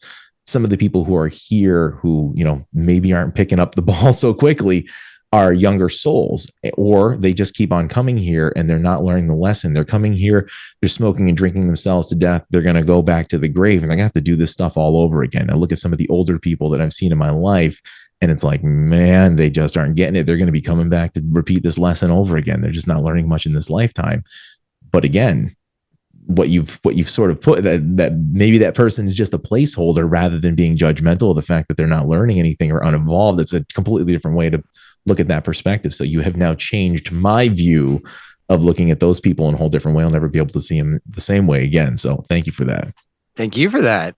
And one thing to keep in mind here is it's also not dick, because it's not about like going, oh, well, that's just a robot. That's not a real person. I just go run around stabbing everybody and everybody just goes back to having, it's not that. And again, there's an emotional maturity that comes along with this. And I'm grateful your audience possesses it. So I don't mean to keep bringing it up, but it is interesting when you start thinking about those things. And now to one up it then would be the solipsism. Have you ever heard of that? Metaphysical solipsism? No. Solipsism is the idea that you're the only one here. And this has been something that's been tripping me the fuck out lately. Not only to the idea that, when I look at you, you're me and all of those things, and also to all of the NPCs. And this comes along with this like savior thing. Like, I don't believe that I'm here to fulfill anyone's karma. I'm not here to save anyone. No one's coming to save you, by the way, anyone listening to this. It's up to you to do that. But the best news is you never needed to be saved. That's also an install from the program. But whenever I think of these things as like NPCs or something like that, I still thank like the automated phone systems and stuff, because it's not about like that or your perception of what you're able to get away with because it's less than or not human, so therefore, right? It's got nothing to do with that. I'm reminded because it's all about you and how you present yourself and what you're able to do and interact with. Because if this is all you, or this is, let's say, a program that responds as if it's all you, then maybe there would be some elements here that are just meant to challenge you. And in that way, then you're not responsible for changing them. Like you're not responsible for getting out of the ride at Disney World and changing the two pirates around on the It's a Small World or something like that. That's not your job. Your job is not to facilitate how the ride operates. Your job is to get through it with peace in mind, hone your discernment, and stay on your focus path for your mission, I feel. With that comes, again, a lot of fucking bombardment with distraction in the form of what we would call other creatures here, other entities, other humans, things like that. But if you were to look at it, perhaps, again, and just maybe entertain that for just half a second, then you could say perhaps that that is an option of experience, but your feedback is noted and logged in some sort of database that will send you other entities in your experience that are a step up or a step back vibrationally from wherever you are right now, right? To either challenge, it's always going to challenge you probably, but either way, it's an opportunity to be a greater grander. So if you look at it that way, then again, this solipsism idea goes that that you're all of these creatures. Now, there's an awesome video on YouTube, and I've quoted it tons. It's a 7-minute long, 7 and some change, and it's called The Egg, EGG, just the egg. It goes with the solipsism model, but what it talks about is that basically there's a guide, which is a god, and then you and God are the only ones here on this place, but you're it. Like God's just kind of here with you. But you are all the creatures here in every lifetime. You've done everything horrible. You've raped, you've killed, you've murdered, but you've been raped, you've been murdered, right? So all of those things you're constantly doing to yourself, which stresses me the fuck out if I'm honest.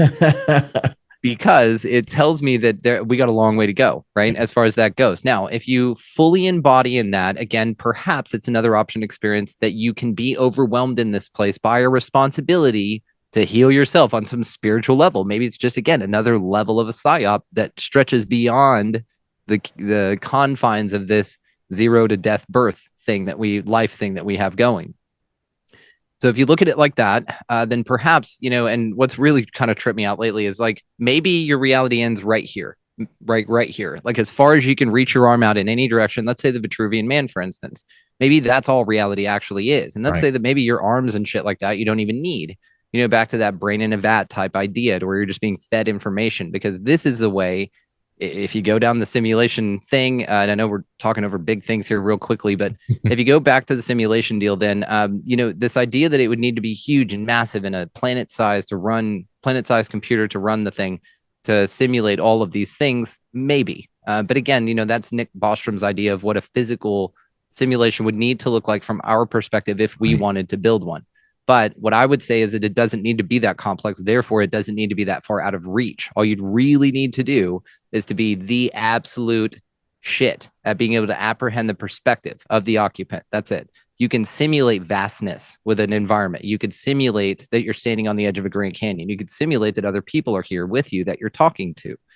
Maybe. I'm just saying it's a possibility is all I'm saying. It's one of those unfalsifiables. You know what I'm saying? Unprovable, but unfalsifiable for the moment. So it's kind of where I find myself with it. And I think that it's all very interesting just to ponder. But again, it opens you up to think that maybe, there's more to this place and that there's maybe more that you can have available to you as far as an experience goes. And if you really don't limit yourself, especially with what you're able to just sit within your noodle and contemplate for funsies, then this is an incredibly cool place. And you're an incredibly powerful motherfucker. See, this is what I was hoping to dive into in this episode, guys. Like this is what I was talking about in the beginning, when the stuff that's inside this guy's head can come out. This is what's there. So it's have me back anytime, dude. This is a blast. This is awesome. Treasure. Yeah, the thing, like the theories of simulation and stuff like that, I don't know where to go. All of it's an awesome concept to ponder. The thing that I can say to anybody who would be a naysayer to some of this stuff and be like, man, this stuff's out there. If you don't ponder these kinds of things, if you don't ponder simulation theory, what Brandon's talking about, if you don't ponder the fact that reincarnation is a thing, any of those things, life is just extremely boring. And that's why I talk about these things on here, because, like live this life comes to, so many different avenues. Like, it's got philosophy, it's got healthy living, it's got everything else. But when you actually look at your life and the potentials of why we're actually here, that's what has motivated me to actually do this and have these kind of conversations and propagate an environment and a community where people do the same thing, because the alternative is just so absolutely boring. Like, you were just born to come here and get the shit kicked out of you. For what reason? To come here and serve a system and go back to the grave. And it was like, well, if that was your only ride and that's what you're here for, and that's the kind of life that you you lean into, then I just see that as so unfulfilling. And a lot of the people who I've worked with either coaching or something like that, they'll come to life with those kinds of perspectives. And then they start to open up their minds to the potentials of other things. And in that process, they find out not only how grand and infinite they actually are, but they find out about how grand and infinite their potential and possibilities are in their life. And that whatever they went to school for and have spent, a decade doing for a job and are miserable doing, that's not the end of their road. And they just almost like they need that permission slip signed by somebody else and given to them to say, holy shit, life is so much greater than this. And it's like, I don't care if someone has listened to me 1,000 times and changed the channel, at the 1,001th time where they are actually, they catch a sentence or a blurb or a concept that shifts them to want to get that permission slip. That's what I'm hoping for. That is, I think, the mission between me, you, and anybody else who's in sort of a like-minded mindset of doing what we do, is that just anybody listens to these things, and whether it resonates or not, at some point something does resonate and they dive down that rabbit hole, because their life will never be the same. Yeah. And it's even a simplicity and the reverence for nature. If you just go out and sit in a piece of grass for a little while and just hang out, one of the greatest joys of my life is my wife and I have a 12-acre piece of property out here in North Texas. It's just west of Fort Worth by a little bit. And we have 12 acres. We have 2 acres around the house. We have 10 acres that we call our pasture. And that's where we keep the pond and the donkeys and the barn and all that shit. But we have this beautiful piece of land. And one thing that is so important to me and my wife, and that folks that come out here, this is a healing place, man, because of this, is we love and embrace nature. Even without all the freaky woo-woo, we'll just go out and look at bugs, look at butterflies. One of the things that we've done back here is on our 2-acre land that's fenced around the house. Like, our house sits here, big 2 acres, and there's a pecan orchard back there, but with a bunch of open area as well. Used to, I would just mow that flat. Now what I've done is I mow what they call a fire lane around it. You just mow a fence perimeter, and I let the whole middle grow up, a full acre. And whenever I do that, then I go and I mow just a single strip with my riding lawnmower, just around intuitively, right? Just snake it around, have fun. And what I've created out there is this 1,300 pace round trip labyrinth that you go in one way and you come back out the other, right? And there's a center point and everything. It's a vortex. There's a whole thing. But one of the things I love is just, I go out there. I've walked it probably 3 or 4 times today. I'll walk it when we're done here. And what I'll do is I'll go out there and walk barefoot in the ground, and just anything that catches my eye. We have all of Texas wildlife growing right now.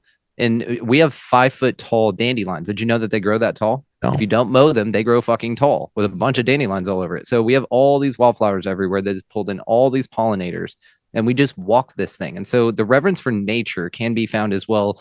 It's the same as the freaky woo-woo. It gives this the same feeling because it's all around you.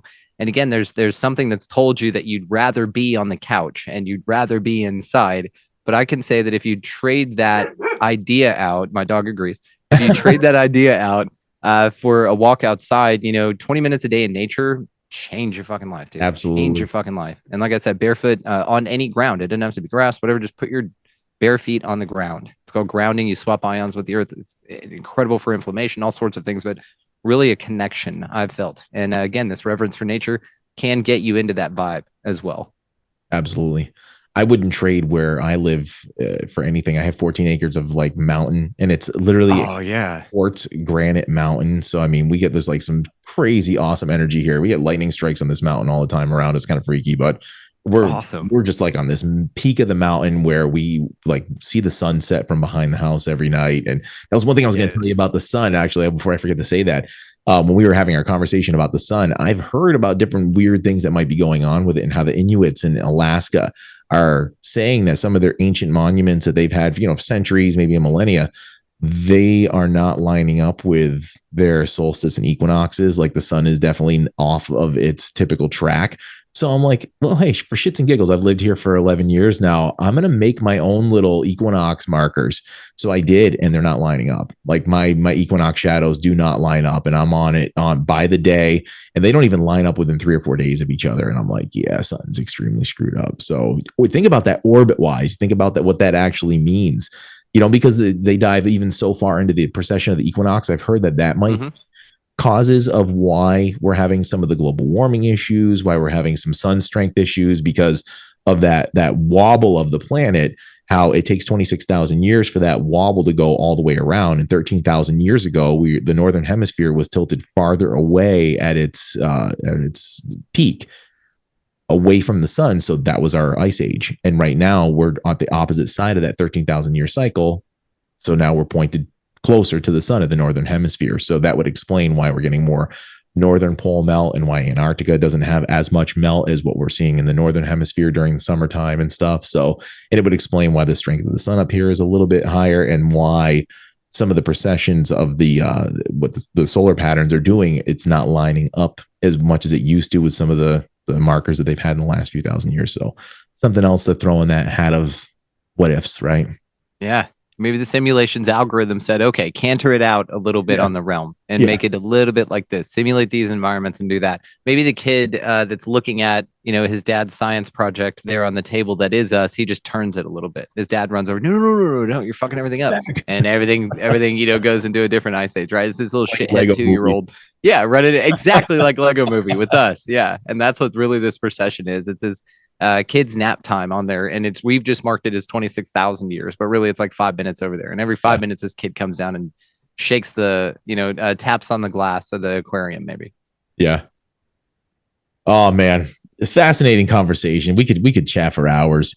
I've definitely got to get you back on the show though, because we definitely got to get you back on here. There's way more conversations to be had, but we're gonna have to dive into some more stuff eventually soon too. So yeah. And this one was heavy. We'll let him sit with this for a little while. And dude, I'll be back any damn time. You get a cancellation, call me. I'll be here. Now I'm going to get you booked on mine. So if you could stick around after you stop recording, I would love that. Excellent. Awesome. Okay. Thank you. All right. Dude, you're awesome. The way everybody can check Brandon and his awesome show, Expanding Reality, will be in the show notes. So please go and check that out, and you will not be disappointed. That show is an amazing one. The range of people he has on there is amazing, and you can tell this guy is a wealth of knowledge. So thanks again, my friend. I very much appreciate you coming on. Thank you so much, dude. This is an honor. A huge thanks to Brandon for stopping by the show. I knew this conversation was going to be awesome. He never disappoints. You'll see why I love chatting with him and listening to his podcast, the Expanding Reality Podcast. You can find him at expandingrealitypodcast.com. All the links and all the ways to find him are in the show notes, but go check him out. He's pretty much everywhere you can find podcasts. And speaking of which, wherever you're listening to this podcast, please shoot us those ratings and reviews. It helps push us ahead of the pack in this massively growing sea of podcasts out there to help us reach more eyes and ears of everybody who wants to hear the kind of stuff that we talk about on this show.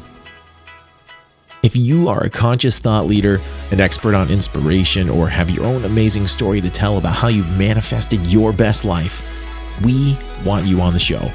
You can connect with us by writing to connect@livethislife.org. That's CONNECT@livethislife.org. Or you can reach out to us through the show's Calendly page at calendly.com/livethislife. And be sure to check out everything going on with the podcast at livethislife.org.